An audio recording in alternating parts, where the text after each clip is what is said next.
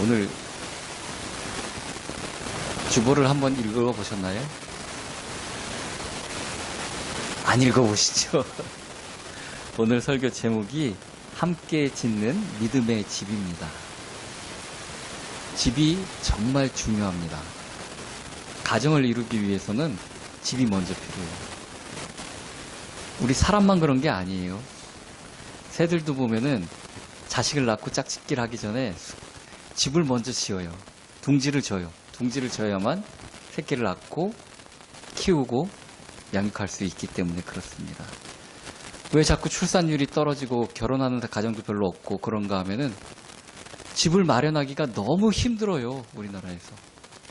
집값이 너무 비싸요. 그래서 집을 마련하지 못하다 보니까 결혼도 못하고 자녀도 안 낳고 그러다 보면 출생률도 떨어지고 그렇게 되어 가고 있다는 것입니다. 집은 우리에게 안전과 안식을 제공하는 공간이고 그리고 또 성장할 수 있는 틀이 되어주기도 합니다. 우리가 믿음 생활에서도 이 믿음의 집이 정말 중요합니다. 우리가 그 안에서 하나님과 함께 성장해 나가야 되기 때문에 그렇습니다. 그러면 이 믿음의 집의 기초는 무엇인가? 고린도전서 3장 11절 보면은 이 기초를 뭐라고 얘기하냐면은 이 닦아둔 것 외에 다른 것을 닦아둘 자가 없으니 이 터는 곧 예수 그리스도이시니라. 이 믿음의 집의 기초는 터는 예수 그리스도이십니다. 다른 것이 중심이 돼서는 안 돼요. 교회 부흥, 헌신, 봉사 중요하지만 이것은 터는 아닙니다. 기초는 아닙니다. 오로지 기초는 예수 그리스도이십니다. 예수 그리스도가 기초가 되어져 있어야 그 위에 뭐를 지어도 그게 믿음의 집이 되는 거지 다른 것이 기초가 되어져 있으면 어떤 목사님의 능력이라든지 담임 목사의 어떤 그런 것들이 카리스마라는 것이 그 교회의 기초다. 그거 아니에요. 믿음의 집 아니에요. 그거는 무너질 수밖에 없다는 얘기입니다. 오직 예수 그리스도만이 우리를 하나님께로 인도하시는 문 되시고 우리 죄를 대신해서 십자가에서 죽으시고 다시 부활하심으로 우리에게 구원의 길을 열어주셨습니다. 그래서 이 예수 그리스도를 믿는 믿음만이 생명을 얻는 유일한 길입니다. 예수님 말고 다른 방법이 없어요. 뭘 열심히 다른 건 뭘 한다고 구원받는 거 아닙니다. 오직 예수 그리스도밖에 없습니다. 그래서 우리 믿음의 터는 기초는 고린도전서 3장 11절 말씀처럼 이 터는 곧 예수 그리스도이시니라. 예수 그리스도밖에 없습니다. 자, 터를 기초공사를 했어요. 토목공사를 했어요. 그럼 집 지으려면 다음에 뭐 해야 되죠? 골조를 세워야죠. 즉 기둥을 세워야 됩니다. 그죠? 기초를 닦았으면 기둥을 세워야 될 것 아닙니까? 그럼 기둥은 무엇일까요? 믿음의 기둥은. 알듯 말듯 하죠. 이 말씀이 갈라디아서 2장 20절 말씀입니다. 내가 그리스도와 함께 십자가에 못 박혔나니 그런즉 이제는 내가 산 것이 아니요 오직 내 안에 그리스도께서 사는 것이라. 이제 내가 육체 가운데 사는 것은 나를 사랑하사 나를 위하여 자신을 버리신 하나님의 아들을 믿는 믿음 안에서 사는 것이라. 이젠 내가 죽고 내 안에 그리스도가 사는 것이 내 삶의 기둥이 되어야 된다는 것입니다. 여전히 내 삶의 기둥이 내가 갖고 싶은 차, 내가 갖고 싶은 옷, 내가 갖고 싶은 가방, 내가 갖고 싶은 뭐가 돼서는 안 돼요. 내 욕망이 삶의 기둥이 돼서 안 된다는 얘기입니다.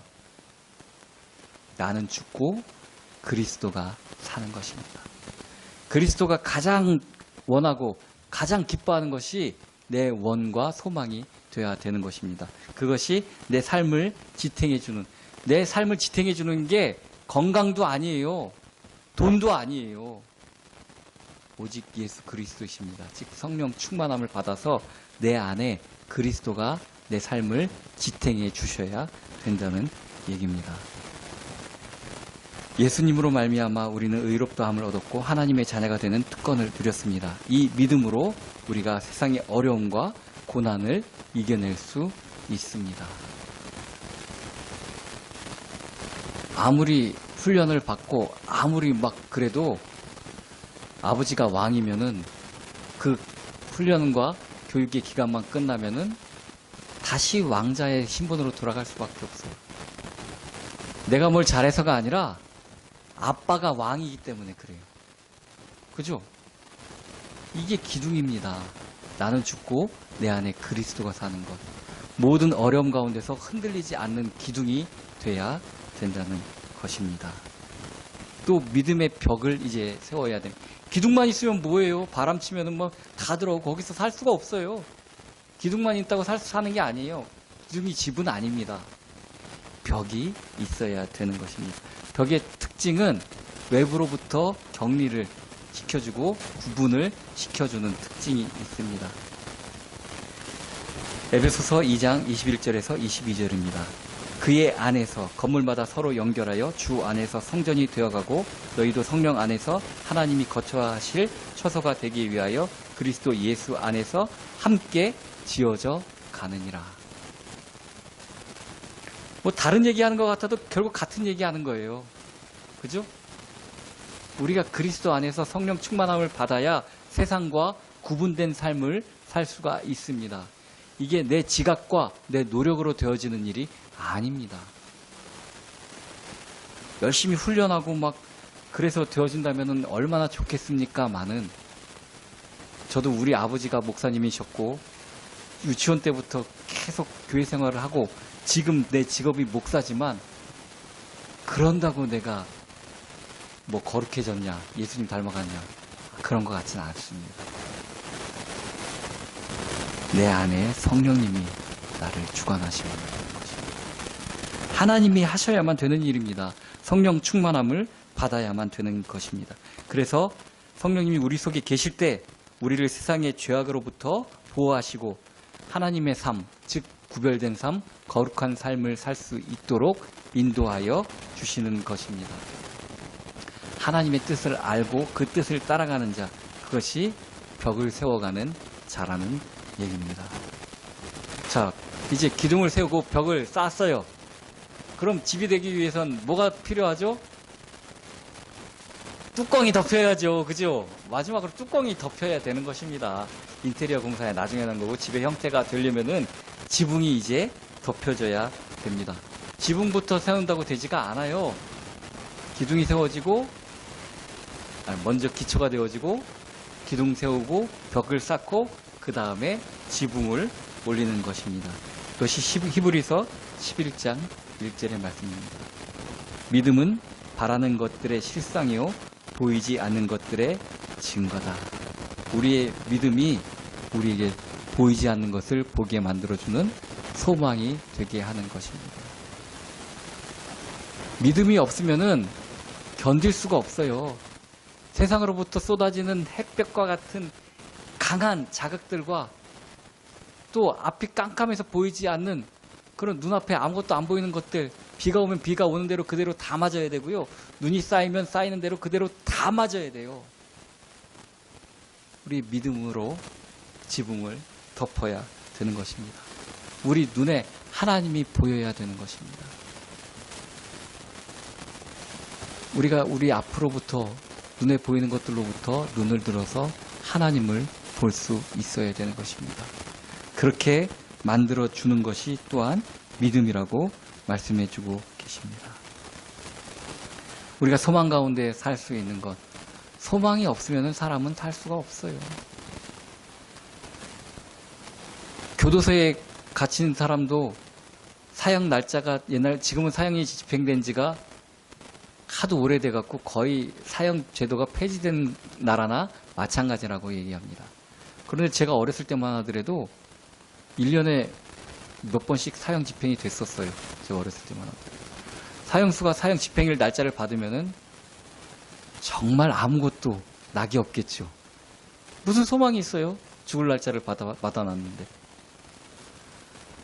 한 30년 전쯤에 제가 꽤 오래됐네. 군대를 갈 때마다 영장이 어느 날 어머니가 야, 너 우편 와 있더라. 네 책상에 놔뒀으니까 한번 봐라. 그러고 그 전날도 친구들하고 신나게 놀다가 대학교 1학년 때니까 그러고서 이제 들어와서 보니까 엽서로다가 국방부에서 딱 입영 통지서가 와 있더라고요.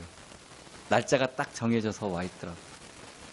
그때가 딱 2달 남았을 때 입영 날짜에 2달 전에 그 입영 통지서가 와 있더라고요.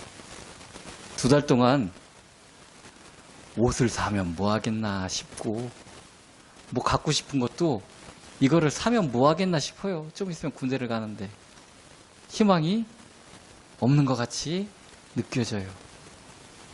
이런 평화시대에 영장 받았는데도 그러니 전시에 그런 입영 통지서를 받으면 어떻겠어요? 가면 죽을 확률이 더 높은데. 그죠? 아무 소망이 없겠죠. 그래도 사람은 소망이 있습니다. 훈련소 가면 좋은 자대로 배치받고 싶어 하는 소망이 있고, 살다 보면은 처음에 입대를 했는데도요, 고참들이 물어봅니다. 너 언제 제대냐? 그럼 대부분 다 알아요. 며칠 언제 제대한다고 얘기를 해요. 이제 입대를 했어도 그 제대할 소망을 가지고 있다는 얘기입니다. 사람은 소망이 없으면 살아갈 수가 없어요.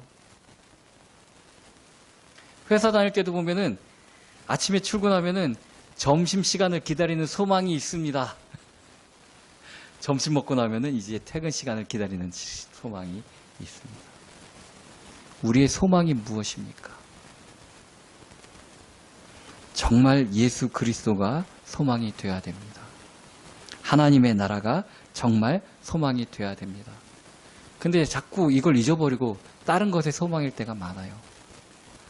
뭐 빚진 게 이번 달에 끝난다. 아니면은 뭐 언제 뭐가 돈 나오는 날이 있다. 아니면 언제 내가 승격이 돼서 정직원이 된다. 뭐 이런 소망을 가지고 살 때가 많아요. 그거 참 소망이 아닙니다. 우리의 소망은 오직 하나님의 나라, 하나님의 다스림이 돼야 된다고 말씀해 주고 계십니다. 그런데 오늘 본문하고 이게 좀 떨어져서 있는 것 같죠? 정말 중요한 것은 이게 내 개인적인 일이 아니라 함께 해나가는 일이라는 겁니다. 교회의 중요성이 거기에 있는 것입니다. 두세 사람이 내 이름으로 모인 곳에 나도 그들 중에 함께 있느니라. 이 믿음의 집은 나 혼자 사는 집이 아니에요. 그리스도와 함께 사는 집인데 그 그리스도와 함께 살려면은 같이 해야 된다는 것이에요. 믿음의 공동체가 반드시 필요하다는 얘기입니다. 같이 기도하고 같이 하나님을 구하고 믿음의 약한 자를 도와주고 같이 성장해 나가는 것이 믿음의 집을 지어가는 그런 공동체라고 얘기하고 있는 것입니다. 우리 교회가 우리 가족밖에 없는 것 같고 힘든 것 같지만 하나님 보시기에 교회로서의 그 역할을 잘 하려면은 서로가 믿음으로 연합되어서 세워져 가는 교회가 되어야 되는 것입니다. 여러분들의 삶을 지탱하는 기둥이 무엇입니까? 내가 쓰러지지 않게, 진짜 마음이 꺾이지 않게 나를 붙잡아주고 있는 기둥이 무엇입니까? 또 나와 하나님과 그 사이를 연결해주는 벽은 또 무엇입니까? 그리고 우리의 소망으로 우리를 덮어주는 지붕은 무엇입니까? 우리가 연합하여서 하나님의 나라를 이루어가는, 믿음은 바라는 것들의 실상이요 보이지 않는 것들의 증거니라 하는 그 말씀이 우리의 삶을 통해서 이루어지는 저와 여러분이 되기를 예수 그리스도의 이름으로 축원합니다.